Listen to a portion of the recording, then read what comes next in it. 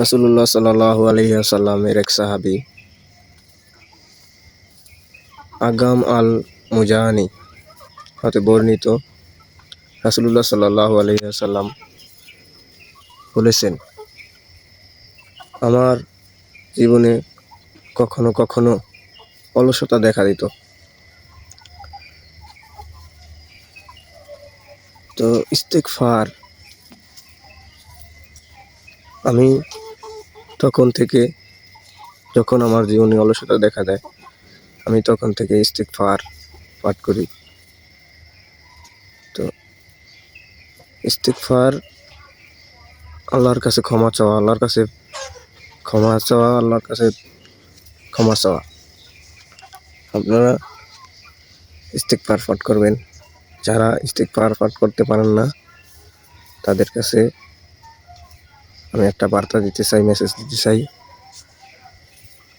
ইস্তেগফার হলো আরবি একটা শব্দ, আল্লাহর কাছে ক্ষমা চাওয়া। আপনারা যারা ইস্তেগফার পাঠ করতে পারেন না, তারা আল্লাহর কাছে ক্ষমা প্রার্থনা করবেন বাংলাতে। আমরা বাঙালি, আমরা অনেক রকম কথা দিয়ে আল্লাহর কাছে মাপ চাইতে পারি।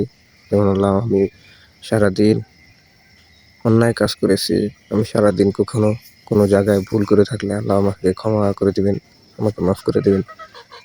তো এটা এক কথাই বোঝা যায় যে আরবি একটা শব্দ। ইস্তেগফার পাঠ করলেই আল্লাহর কাছে ক্ষমা প্রার্থনা করা হয়। এটা হলো আরবি শব্দ। আল্লাহ তো আরবি শব্দ পছন্দ বেশি। আপনারা বাংলাতেই যেভাবে যার যার মতো ক্ষমা চাইতে পারেন, আল্লাহ আমাকে সারাদিন ক্ষমা করে দিন। আল্লাহর কাছে মাপ চেয়ে, প্রত্যেকদিন আল্লাহর কাছে মাপ চেয়ে মৃত্যুবরণ করলে আল্লাহ কবরের আযাব থেকে মুক্তি করে দিবে আপনাকে। তো ইনশাআল্লাহ ভিডিওটি ভালো লাগে সবার কাছে শেয়ার করে দিন। আপনার একটা শেয়ারের কারণে অনেক মানুষ ইস্তেগফার পাঠ করতে পারবে এবং বাংলাতে আল্লাহর কাছে ক্ষমা চাইতে পারবে।